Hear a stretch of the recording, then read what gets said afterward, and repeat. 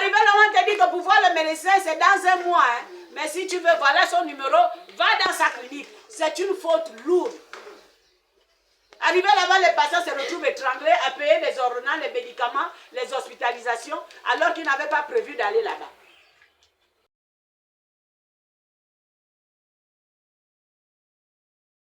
Les gens sont debout parce que vraiment ce domaine-là, si le président arrange la santé des Gabonais, je vous assure qu'il aurait déjà gagné la moitié de son mandat. Parce que même lui-même, c'est un être humain, il peut tomber malade, il faut qu'on le soigne dans son pays. Donc voilà tout ce qu'on peut vous dire, c'est au fur et à mesure que vous allez comprendre. Parce que ce que nous savons aujourd'hui, on n'a pas appris ça en un jour. C'est chaque fois qu'on aura les problèmes. Ah, maman, je suis allée à l'hôpital hier, voilà. Eux, ils sont là pour nous dire, ils sont exposés, ils sont ceci. Mais tout ça, c'est l'hôpital qui donne. C'est l'hôpital qui doit leur donner ce qu'ils doivent avoir à l'hôpital. Ce n'est pas nous les patients. Ce n'est pas nous. Ils disent, oh, les plateaux techniques, mais pourquoi? J'ai dit à un médecin, tu parles de plateaux techniques, pourquoi tu n'arrêtes pas? Quand tu sais que ton plateau ne peut pas marcher, pourquoi tu opères? Oh, mais si on arrête, on viendra nous menacer. Je dis, vous mentez. L'obligation des moyens, c'est d'abord ce que tu connais. Est-ce que la maladie, là, tu es formé pour soigner ça? À l'intérieur du pays, tu trouves un seul médecin pour toutes les maladies. Mais comment les gens peuvent guérir? Un seul généraliste pour toutes les maladies. Eux-mêmes, quand on était là, ils disent oui, il y a insuffisance du personnel, qu'on nous a fait d'autres médecins, qu'on nous a fait des sages-femmes. Mais avant, vous-même, vous savez que c'est mauvais. Pourquoi vous ne le dites pas?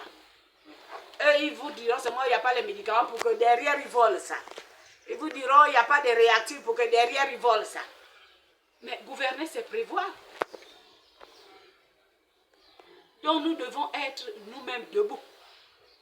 On nous parle d'ambulance, même à Libreville. L'ambulance est gratuite pour quelqu'un qui quitte de Ntoum. L'hôpital de Ntoum dit que la personne là, je ne peux pas le soigner ici, il faut qu'on l'amène à Libreville en urgence. Quand on le met dans l'ambulance là, les parents doivent débourser l'argent pour qu'on l'amène à Libreville. Mais si les parents n'ont rien, ils vont faire comment?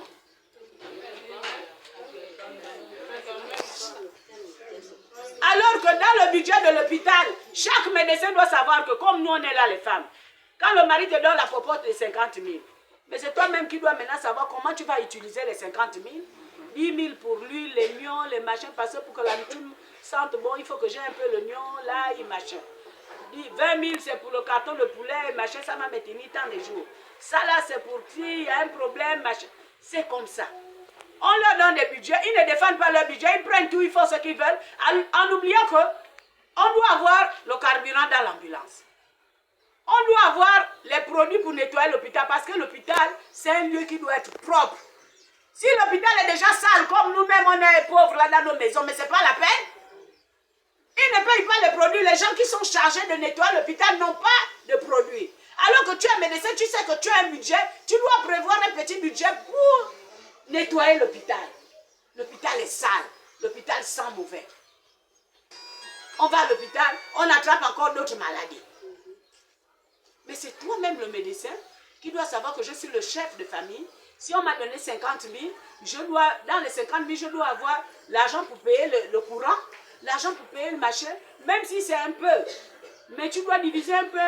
On vous a appris ça pour ceux qui étaient avec nous il y a 2 ans. On avait été faire une formation. Mais nos médecins, ils s'en foutent. Mais maintenant, là, la nouvelle loi dit que la responsabilité sur un patient est personnelle. Voilà pourquoi on vous dit de toujours regarder les noms des personnes qui vous reçoivent. Si c'est lui qui pose un acte contre vous, c'est à lui qu'on doit porter plainte. Est-ce que vous avez compris? Oui. Parce que la vie ne s'achète pas. Lui aussi, il doit dire, ah, pour que je n'aille pas en prison, est-ce que vous m'avez donné la blouse? Est-ce que vous m'avez donné les médicaments? Est-ce que vous m'avez donné les lits pour l'hôpital? C'est eux-mêmes qui doivent organiser l'hôpital. Pour que quand le patient arrive, il fait moins de fautes. Mais ce n'est pas ça. Est-ce que vous savez que le fait d'orienter un malade dans une clinique alors qu'il est à l'hôpital général, c'est une faute lourde? On peut leur porter plainte et ils vont en prison. Parce que le patient est libre de choisir là où il doit aller se faire soigner. Maintenant, si on se retrouve dans une clinique qui a la convention avec la CNAMGES, on négocie parce qu'ils ont un partenariat. Mais le patient va à l'hôpital parce qu'il sait que c'est là-bas l'hôpital de l'État. Arrivé là, on te dit que pour voir le médecin, c'est dans un mois. Hein. Mais si tu veux, voilà son numéro, va dans sa clinique. C'est une faute lourde. Arrivé là-bas, les patients se retrouvent étranglés à payer les ordonnances, les médicaments, les hospitalisations, alors qu'ils n'avaient pas prévu d'aller là-bas. L'hôpital d'un pays doit être le lieu le mieux équipé, où on trouve tous les spécialistes.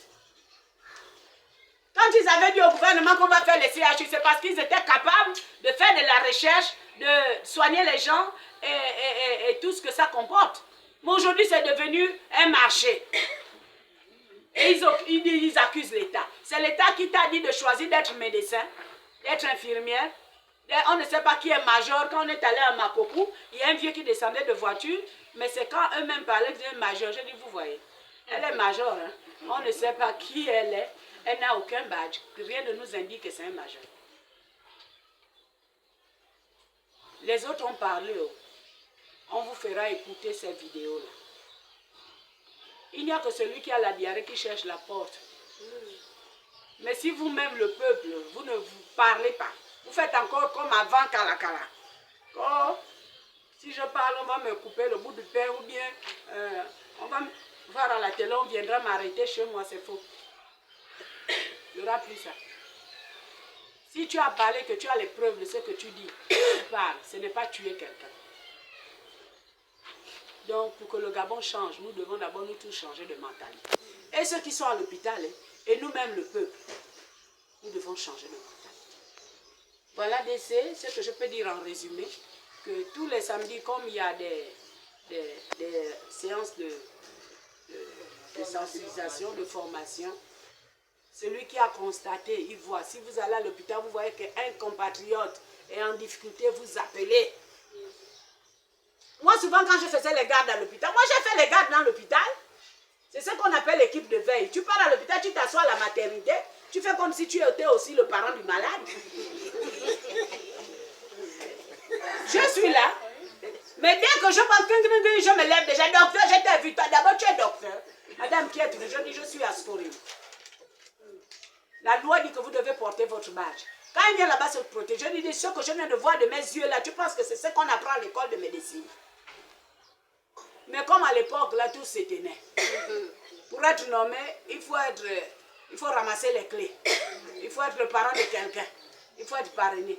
Mais aujourd'hui, là, ce n'est plus ça. Même si nous, on crée, ils s'en foutaient. Mais maintenant, aujourd'hui, ça les rattrape.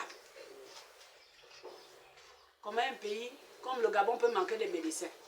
Il y en a même qui ont payé leurs études pour aller se perfectionner. La fonction publique dit que non, c'est votre ministère qui doit me dire, cette année-là, je veux former 10 spécialistes. Et nous, la fonction publique, on prépare les écoles et tout ce qu'il faut qu'on vous envoie. Mais tant qu'il n'y a pas la demande, la fonction publique aussi ne peut pas envoyer. Parce que quand tu reviens là-bas avec ton diplôme, la fonction publique, c'est pas moi qui t'ai envoyé. On a bloqué le pays comme ça dans un domaine-là, mais ces gens-là, vraiment, le président a beaucoup de choses à faire, mais il faut tenir compte des bêtises de ces gens-là pour qu'ils puissent payer de leurs bêtises. Ils ont fermé même les écoles de santé, on formait maintenant dans les bakenko, dans les privés. Maintenant aujourd'hui, il n'y a pas assez d'infirmiers, il n'y a pas assez de sages-femmes, il n'y a pas assez de ceci. Tout est flou dans le pays. Parce qu'ils voulaient manger, ils voulaient voler. Donc, ils vont se débrouiller. Moi, quand je pars à l'hôpital, on doit me donner les médicaments. Tu es assuré, oui. Tu présentes ta carte. Si tu n'es pas assuré, la CNAMGES a l'obligation de donner la CNAMGES à tous les Gabonais. Ils doivent aller dans les villages. Nous, là, à Sporim, on va dans les villages. Eux, ils ne peuvent pas aller là-bas, ils sont payés pour ça. Avec l'argent des Gabonais. Tous les Gabonais doivent avoir la CNAMGES. Et si tu n'as pas la CNAMGES, si tu es malade, tu vas à l'hôpital, l'hôpital te soigne d'abord. Pas de caution à déposer. Sauf si tu es dans une clinique, lui c'est le privé. Est-ce que vous comprenez?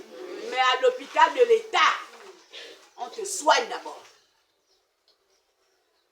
On te demande rien. Donc voilà ce qu'on pouvait vous dire déjà sur la première étape, d'essai, et puis ensuite on va lancer la deuxième étape.